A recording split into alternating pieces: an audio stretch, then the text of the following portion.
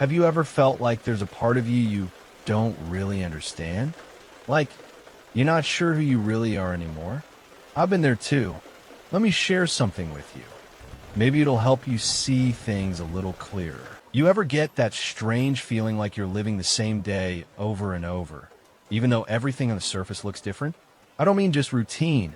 I mean something deeper. Like your life is running on a hidden script, and no matter what choices you make, you somehow end up right back where you started. I felt that too. It's like being inside a maze you didn't know you entered, one with walls that shift when you're not looking. There was a time I thought I had full control over my life. I made plans, set goals, worked hard. But underneath it all, there was this quiet unease I couldn't shake. I couldn't explain it, not even to myself. All I knew was that no matter how much I achieved or changed on the outside, something on the inside stayed stuck. The same thoughts, the same emotional loops, the same sense of being held back by something I couldn't name. And then it hit me one day, hard. I was sitting in my car, stuck in traffic, just staring at the rearview mirror. I wasn't thinking about anything profound, just zoning out. And suddenly, it was like this wave of clarity washed over me. I realized I'd had the exact same thoughts the day before, and the day before that, almost word for word. The same doubts, the same stories, the same silent criticisms. It was like my mind was playing a tape on repeat. That realization shook me. I started questioning everything. Why do I keep thinking these thoughts? Are they even mine? Where did they come from? The more I looked, the more I saw. I was living inside a kind of mental architecture built from old experiences, fears, and unspoken beliefs. And the scariest part? I didn't even remember building it. I just woke up one day and found myself living inside it. You know that saying, the mind is a wonderful servant, but a terrible master. It's true. My mind was constantly feeding me distractions, social media, worries, endless plans and to-do lists, old regrets, imagined futures. It was like it knew exactly how to keep me spinning.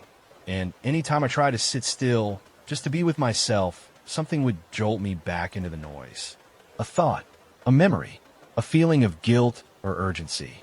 Something would always rise up to pull me away from the stillness.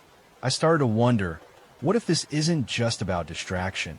What if there's something my mind doesn't want me to see? That was the beginning. The moment I realized that maybe, just maybe, I was being kept blind on purpose. Not by some external force, but by my own mental patterns. The mind isn't inherently malicious, but it is designed to protect us. And one of the ways it does that is by keeping us in the familiar, even if the familiar is painful. Because pain you know feels safer than uncertainty you don't. So I started paying attention. I noticed how every time I got close to a deeper truth, like the idea that I'm not my thoughts, or that I might be more than my past, my mind would freak out. Suddenly, I'd remember an urgent task or feel a strong emotional reaction. It was like my brain was saying, nope, not going there. Too risky. Let's go back to what we know. I know this sounds strange, maybe even paranoid. But once you start noticing the patterns, you can't unsee them. You realize that a huge part of your life has been governed by an invisible force. Not fate, not bad luck, but your own unexamined thoughts. And these thoughts have a structure, a system, almost like a program running silently in the background. That's when it truly hit me. I wasn't free. Not really. I was reacting to a set of internal scripts I didn't consciously write. Scripts written by childhood experiences, societal conditioning, trauma, fear, shame, you name it. And as long as I kept mistaking those scripts for me, I'd stay lost in the maze. But something beautiful happens the moment you see the maze. You're no longer completely trapped. There's this gap, a small one, but it's there between the thought and your awareness of it. That's where the door opens. That's where you begin to wake up. I'm not saying I figured it all out. I'm still learning, still stumbling, still getting caught in loops. But now I see them, and that has made all the difference.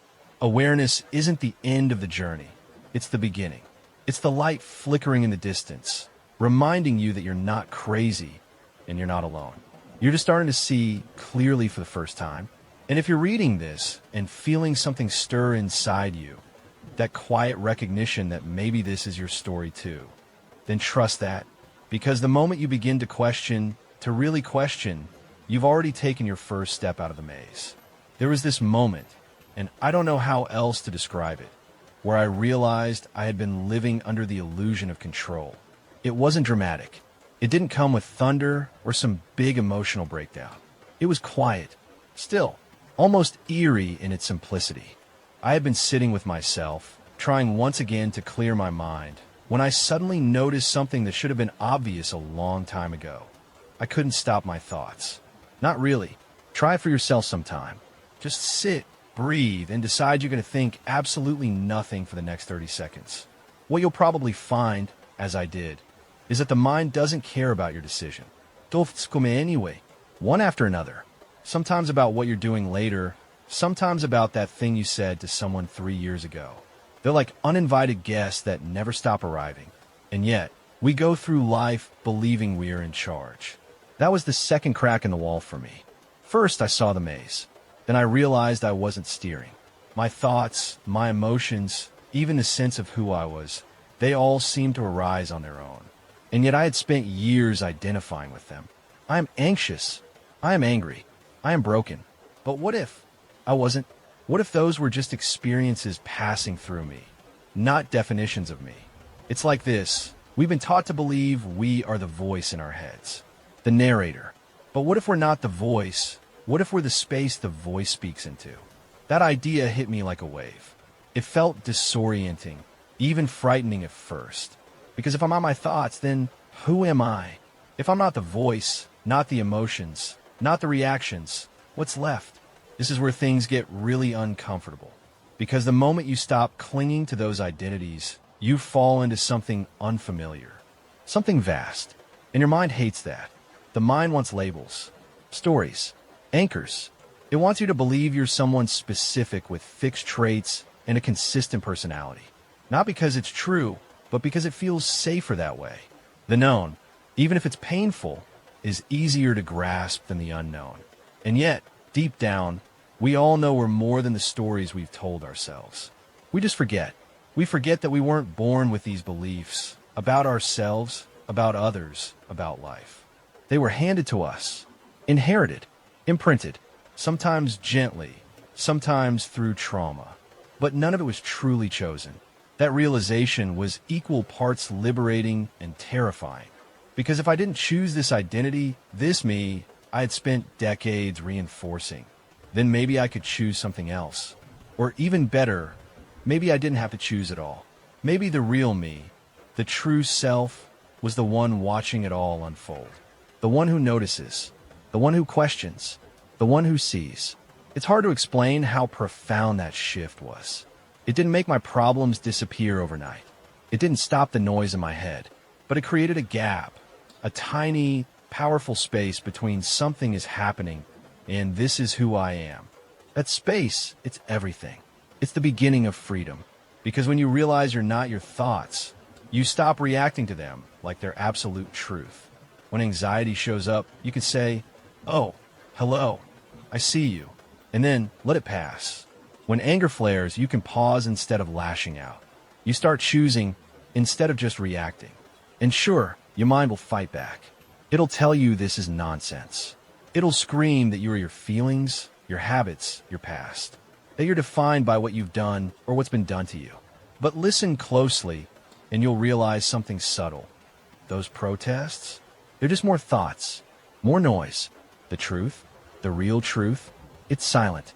It's the stillness beneath the chaos. It's the awareness that hears the screaming voice without getting pulled into its story.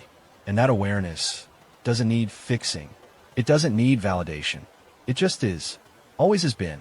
I'm telling you this not as someone who's reached some enlightened state, but as someone who's been in the trenches, still is, honestly. Someone who knows what it feels like to be tangled in your own mind, believing you're broken beyond repair. But you're not. You never were. You've just been identifying with the wrong thing. You're not the storm. You're the sky. There's something strange that happens when you begin to wake up. Not all at once, not in some dramatic enlightenment moment, but slowly, like fog lifting in the early morning. You start to hear the background noise, you've been living with your whole life. It's like realizing you've been standing next to a loud engine, and only when it turns off do you notice how quiet everything really is. That background noise, that's the mind. Constantly humming, constantly distracting. And the more I tuned into it, the more I saw how it worked. It wasn't just thoughts. It was a whole system. It pulled my attention in 1,000 directions. Old regrets, future plans, social media feeds, arguments that hadn't happened yet. Anything but now. It's wild how much of our life we spend somewhere else. Not in the room, not in the moment. We're physically present, but mentally miles away. And the scary part is that feels normal. We've normalized this chaos so deeply that peace feels unfamiliar. Silence can be terrifying when you're used to noise. I started noticing how every time I tried to just sit and be, even for a minute, something in me panicked. Like I was missing something. Like I was being irresponsible. You should be doing something, my mind would whisper. This is a waste of time. But I wasn't doing nothing. I was trying to return to myself. And somehow, that was the most threatening thing I could do. That's when I realized the truth. The mind doesn't want you to wake up. Not because it's evil, but because it's wired for survival, not truth. Its job is to keep you alive, not to set you free. And anything unfamiliar, even peace, feels dangerous to a system that's built on pattern recognition and prediction. So instead, it distracts. It floods you with to-do lists, fears, cravings, comparisons, and endless streams of what-if scenarios. Not because any of it is real, but because it's familiar.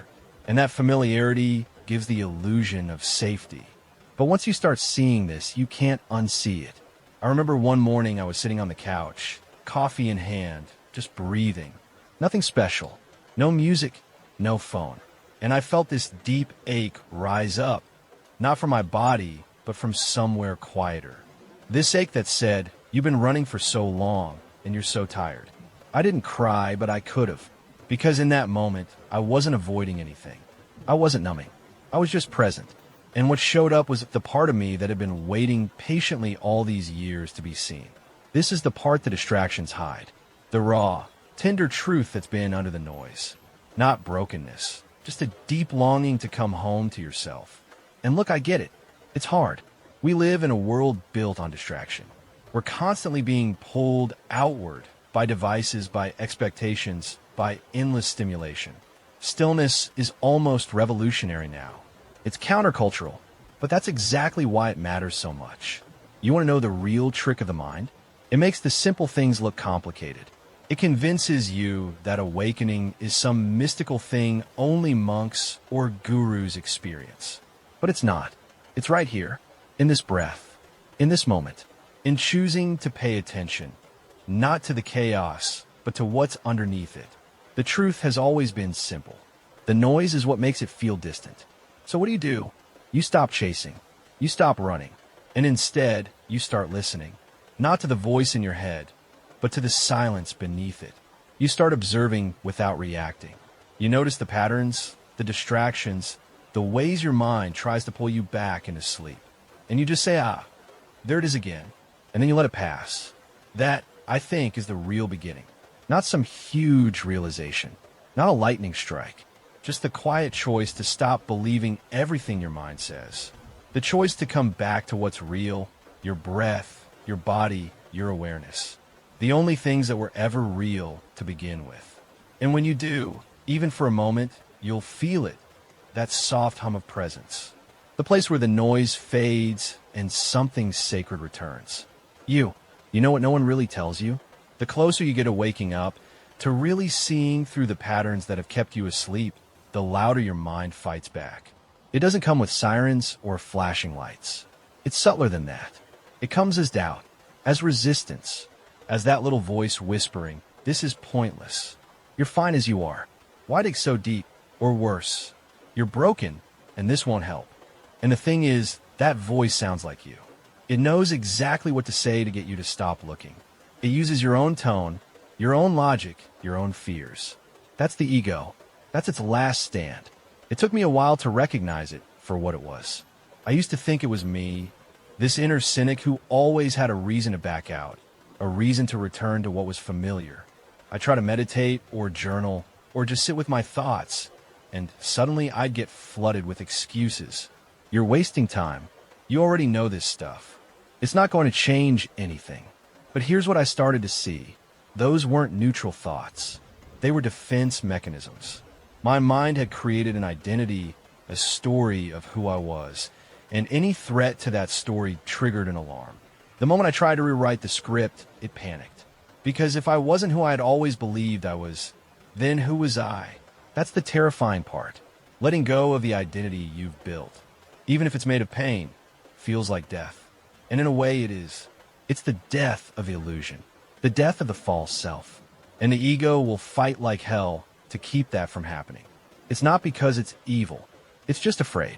You see, the ego survives through control. It needs to know. It needs things to be certain, definable, predictable. It tells you stories about the world, about other people, about yourself. Not because they're true, but because they make you feel like you understand, like you're safe. And the moment you start questioning those stories, the ego sees danger. So it tightens its grip. You'll notice this resistance most when you're on the edge of something real, when you're about to break a cycle, when you're about to see a lie for what it is. Suddenly, you'll feel anxious, tired, distracted, maybe even physically uncomfortable. That's not random. That's your ego's last line of defense. It's saying, don't go there. Don't change the rules. I remember one night, I was journaling about a belief I'd held for years. Something like, I'm hard to love. It had always just felt true, like a quiet background hum I didn't question. But for the first time, I asked myself, where did that come from? And the deeper I went, the more uncomfortable I became. I actually started sweating. My chest tightened. It felt like I was doing something dangerous just by asking the question. And then I realized I was threatening the foundation my ego had built my whole emotional life on. That belief wasn't just a thought. It was a cornerstone. It had shaped how I approached relationships, how I talked to myself, how I protected myself from rejection. Without it, everything would shift. That's the paradox. Freedom feels like danger. Peace feels like risk. Letting go feels like falling into a void. But that void? It's not empty. It just feels that way because the noise has finally stopped. And what's left? The silence, the stillness. That's you. The real you. The one who doesn't need to be defined by trauma or past roles or survival strategies. Of course, the ego doesn't go quietly. Even after you see through it, it keeps trying. It adapts. It gets clever.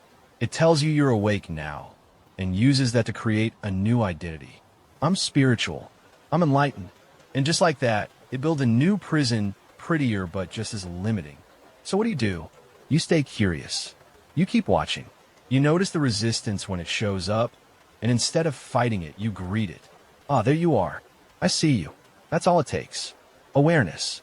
The ego can't survive in direct awareness. It needs your identification to thrive. But when you observe it, calmly, without judgment, it loses its power. It's a process.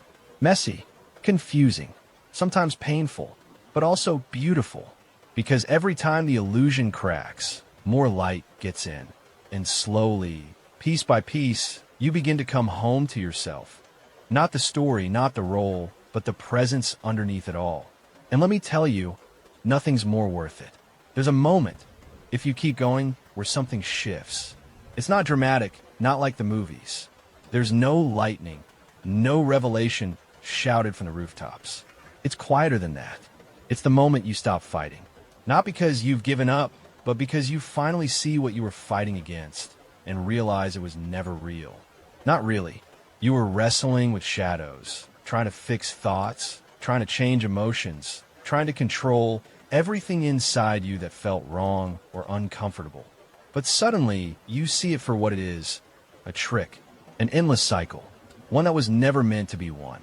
This hit me like a whisper more than a roar. I was going through another one of those internal spirals, thoughts racing, trying to find meaning, trying to figure it all out.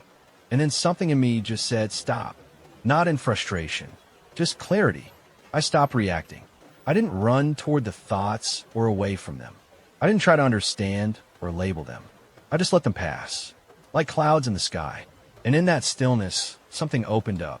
It felt like standing at the edge of a cliff and realizing the thing you were afraid of falling into was never really there. That the fall you've been avoiding was just a story your mind told to keep you safe. What I'm trying to say is the real shift doesn't happen when you win the battle. It happens when you realize there is no battle. That your mind has been playing both roles, the attacker and the defender, and you've just been caught in the middle. You don't need to silence your mind. You don't need to fix your thoughts or suppress your emotions. You just need to stop identifying with them. Let them pass. Let them be. Because the moment you stop reacting, the whole thing begins to dissolve. And I won't lie, it feels strange at first. It's like stepping out a story you've been living in for years. You feel unanchored, almost weightless. Like, if I'm not the thoughts and I'm not the emotions, then who am I? But here's the beautiful part. You're still here, still breathing, still aware, still you, just without the chains. That's the real awakening. It's not about escaping your humanity. It's about embracing it, fully, deeply, without resistance. You feel fear, but you're not afraid. You feel sadness, but you're not consumed. You feel anger, but it doesn't control you. You're not avoiding anything. You're allowing everything. And somehow, in that allowing, everything begins to soften. I used to think freedom meant changing everything, becoming this better, wiser, more enlightened version of myself. But now I think real freedom is just space. Space between you and your thoughts. Space to choose. Space to breathe. It's like you've been underwater your whole life, trying to swim, trying to breathe through the panic. And then one day you realize you can stand up. The water wasn't that deep. You were never drowning. You just forgot you could stop struggling. I'm not saying the thoughts go away. They don't. The mind still does what it does. It still throws doubts and fears and distractions. But now, you see them as what they are, mental weather. They pass. You don't have to go with them. You start to trust yourself in a deeper way. Not your identity, not your story, but that quiet awareness behind everything. The witness, the presence, the part of you that's never changed, even as everything else has. And with that trust comes a kind of peace that isn't fragile. It doesn't depend on circumstances. It's not about feeling good all the time. It's about knowing that even when things get hard, and they will, you're not lost. You're here, steady, awake. So if you're in the middle of the mess, if your thoughts feel loud and your emotions feel overwhelming, just remember, you don't have to fix anything. You just have to see it, be with it, and then let it move. Because it will. It always does. And what's left when it passes? You. Just you. And that's more than enough. You ever have one of those moments where everything you believed about yourself starts to crack?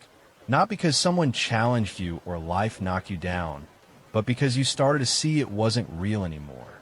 That identity you built, the version of you that was tough or broken or always in control, it starts to crumble.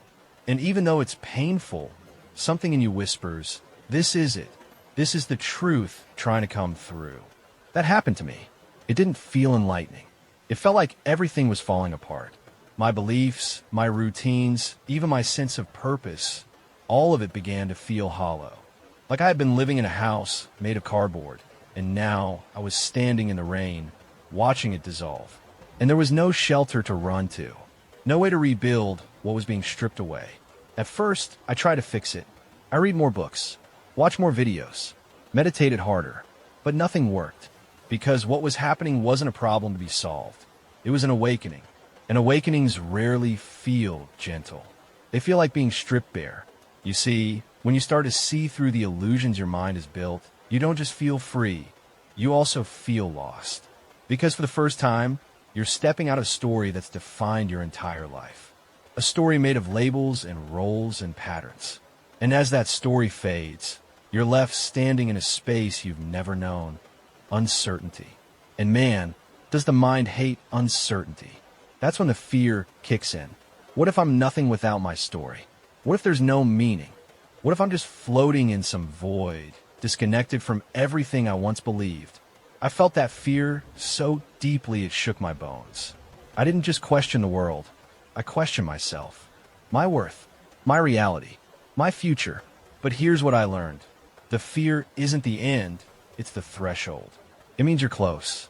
So close to truth that your ego is throwing everything it has at you to stop you from crossing. Because once you cross, it knows it can't control you anymore. It knows the game is up. And what's waiting on the other side? Silence. Not emptiness. Not numbness. Just this vast, open silence.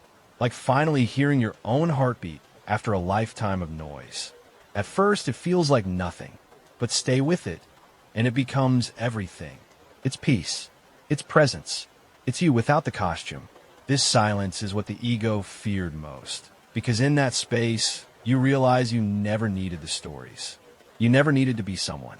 You just needed to be. And once I touched that silence, even for a moment, I understood. I'd spent my whole life trying to become something, someone worthy of love, success, peace. But the whole time, I was that already.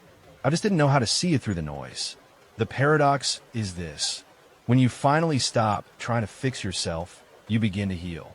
When you stop trying to become something, you remember who you've always been. And when you stop chasing freedom, you discover it was never somewhere else. It was inside you, hidden but never gone. So yeah, it's scary. Letting go of the old version of yourself is one of the most disorienting things you'll ever do. But it's also the most loving. Because buried underneath all that fear and resistance is a self that's been waiting to come alive. Not the ideal self, not the perfect version, but the real one. The one that feels. The one that notices. The one that doesn't need to prove anything. And once you meet that version of yourself, really meet them, you'll wonder how you ever believed the lies your mind told you. You'll wonder how you ever called those chains home. I used to think freedom meant being in control of my thoughts, my reactions, my life. I believed if I could just master my mind, if I could fix the way I felt, then I'd finally arrive. But the deeper I went, the more I saw that real freedom isn't about control. It's about letting go. Letting go of the idea that you need to become someone. Letting go of the belief that you have to earn your worth. Letting go of the constant need to chase, fix, improve. It's terrifying at first, I won't lie, because the mind screams, but if I let go, who will I be? That question haunted me for a long time. I thought letting go meant I'd become detached or passive or empty.